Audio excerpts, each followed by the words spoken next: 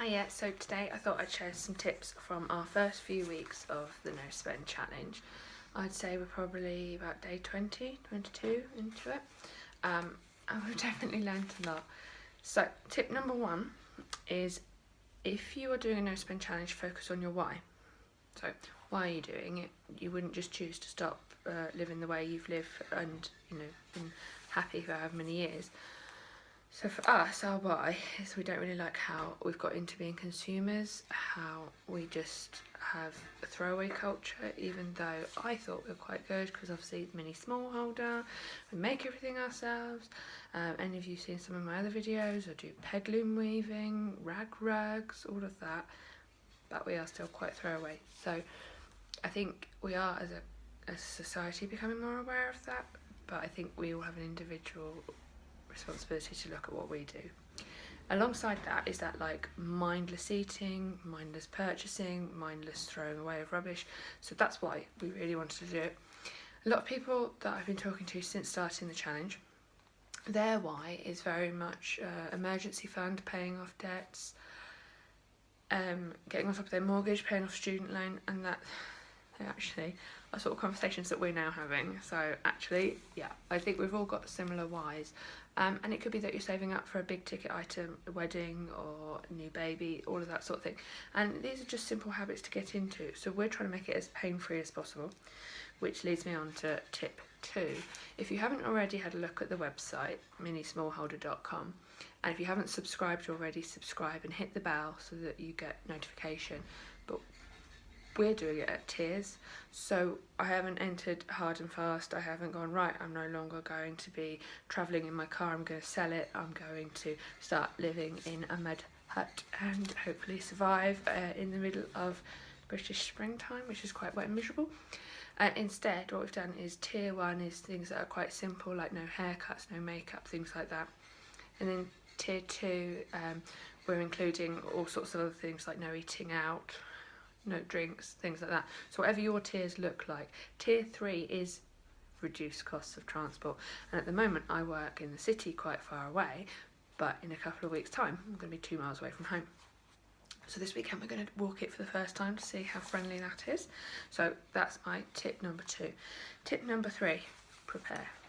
Okay, so things like leftovers for lunch the next day are fantastic. There's only so many days you can do that. We had a roast chicken and we made that then go into like a chilli with nachos, and then the third day we did like a Spanish omelette type thing, and that was great at home. But that meant we had no leftovers. So I was making sandwiches or, all that sort of thing. And I'll do another article on grown up lunches because that for me has been my biggest issue.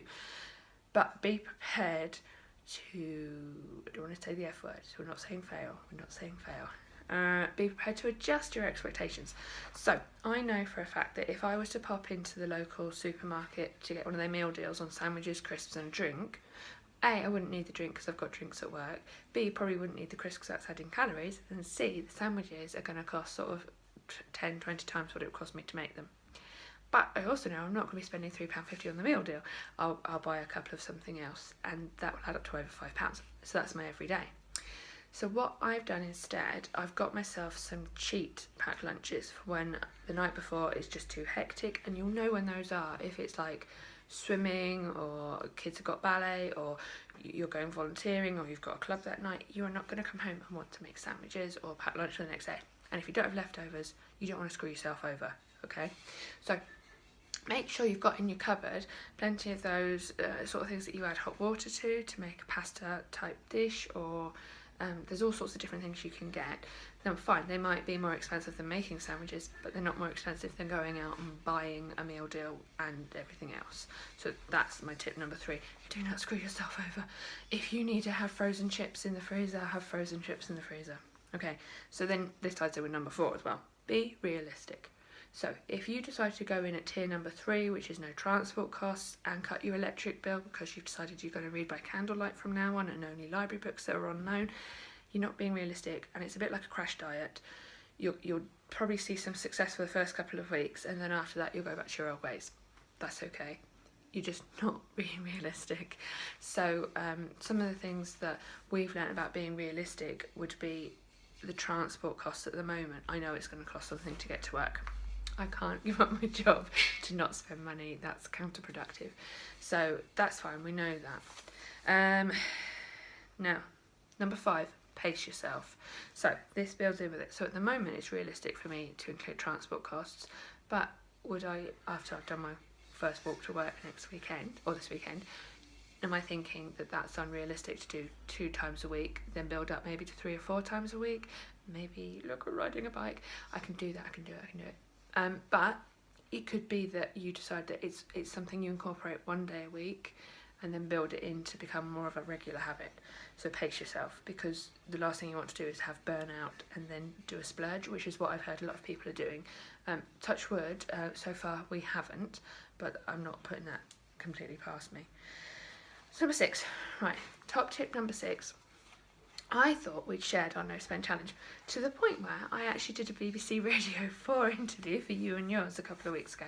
So I thought everyone knew, 3.5 million listeners, everybody knew. But my biggest problem is gift giving. But it turns out, because my husband's been unwell, we're also receiving a lot of gifts. And it doesn't create pressure when you're in a spend kind of mindset. When you're not, you suddenly realise, oh gosh, someone brought around, cakes and grapes and melons and beer and all the other things that they're bringing around all the time. It makes you think, right, what are we going to give them in exchange? Even though they're doing it out of the kindness of their heart and they've got no sort of like desire to have you give something back, but you do sort of feel that pressure. So when you're sharing your no spend challenge, share that you don't expect money to be spent on you. I love handmade gifts, but equally, if your friends are not good at handmade gifts, you don't need anything from them apart from their time, maybe. So maybe for your birthday you could organise something, or have people around where you cook. So that's what I really mean about sharing the challenge. The difficult thing has been for us, we've got young relatives, and we have been giving them gifts. We thought we were quite clever and compromised, because we asked the mum what they wanted and we got them clothes, as in like what they need. And then we didn't splurge on the clothes, but it's because it's still a cost. So you can keep going with that. So kind of be aware of it. Just have it in the back of your minds if that's something you want to do. But again, it all goes back to being realistic and what you want and why you want it. Because if it doesn't fit in with your why and you can cope with factor it into your budget. Okay. Now, this is one that I got from lots of other websites. Other websites say, use your gifts. So we've got lots of like gift vouchers. And I would say that's a good idea in theory. So we went out for high tea the other week, and we went to a place in Birmingham called Resorts World, and you have to spend £15 on parking if you spend more than 2 hours there, or spend £20. So I cunningly bought one of my other vouchers, and I went to a large sort of clothes store, bought myself some new clothes, and didn't enjoy it and didn't find it valuable at all, and kind of found it actually quite painful and really negative. And then I had to go outside and sit in the by the lake and get upset because I didn't really want to. So I'm trying to step back from it. So my why, it doesn't fit in.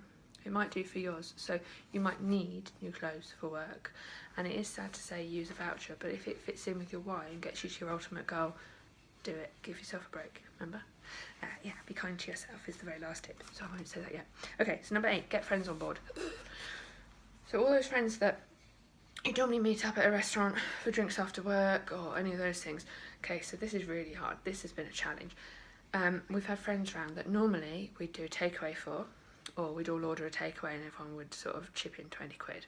And we'd have a feast that we didn't eat and we wasted, which is a horrible thing to have to admit. But what we decided to do was cook.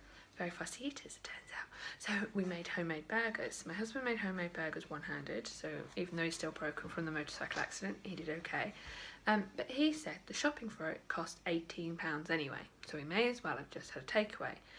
But we've still got leftovers in the freezer from that, and we've got enough for another 2 meals. So even though it was more expensive, and it really was, than a normal meal, we've got leftovers for another couple of meals. So just bear that in mind and kind of get them on board. And they might laugh at your cooking to begin with, but there's nothing wrong with doing like a potluck. We used to do this a lot in Wales, like invite a lot of people around, and if you're coming you just bring a dish, so that if you can't make it last minute you haven't wasted any food. And that's actually a really nice way of making sure you get a good variety of food, and you can share recipes afterwards, which is also very good. So, number 9, plan to spend. I know, no spend challenge. But, so certain things you are going to have to spend on. So, as I said, broken husband. So we've got car parking at the hospital. And that's where it ties in with transport. It would be 2 bus journeys, and because he's so broken, suspension on buses isn't great. So we're driving. But also it helps me to fit it in around work. So plan your spends. If you plan them, that means that the unexpected mindless spends are limited. So what I think about it is, I know that my dishwasher doesn't work, but I can live without it. So I'm not planning for that. I'm just going to cope until I put some effort into fixing it, and maybe watch a YouTube video on how to do that. But things like the dentist, opticians, any hospital bills, any doctor's bills, you plan to spend for those. And also now what we're able to do with the no spend challenge is factor in a regular overpayment into our mortgage. So in theory we're increasing our regular payments without even having to think of it as savings. So that's quite exciting. Number 10. This is the last one. It's very serious, this one. Be nice to yourself. Basically, a lot of the forums that I follow, people really, really beat themselves up if they spend money. Now, the important thing to remember is, before you were doing a no spend challenge, you were spending without thinking. Now you're doing a no spend challenge, you think about it, you digest it, you decide it wasn't worth it, you can always take it back. Okay? So be kind to yourself. If you're an online shopper, unsubscribe to those. There's no harm in it. If anything, they might end up sending you here's a £50 voucher to come back to us. So unsubscribe from all the temptation that you get in your inbox throughout the day. I would also follow more sustainable people on Insta. I would watch videos like this all the time. Subscribe to my channel. But I would do that sort of thing, because if you surround yourself with people that are doing it and being kind about it, you'll feel kinder to yourself. You've got to think about it. If a friend was doing the challenge and they told you that they accidentally went out and bought a dozen Krispy Kreme donuts, you wouldn't beat them up for it. So why would you do it to yourself? Okay, so just be kind to yourself. You're making the right steps. You're doing what you need to do to look after yourself. Don't worry if occasionally you have a hiccup. You're still doing better than you were last week. Okay, so I think I have made a few slip-ups, but actually I don't mind, because really what I should have done is factor them in, because they were things like awards ceremonies for apprentices that I have that I was very happy to go to. So I should have factored those in. But suffice to say, good luck for the next few weeks until I put my next video out. We're going to be doing lots and lots of other videos. And as I said, because we're a self-sufficiency type sort of family, have a look at some of our others and see if you fancy giving them a go, because trust me, they're all zero waste but also zero skill, or very small skill, but they look quite effective. Okay, thanks very much for watching, and if you do like it, please make sure you click, and I really would like lots of comments so that we can sort of share. So if you've got any other tips or you disagree with my tips, comment and let us know. Okay, alright, thanks, bye.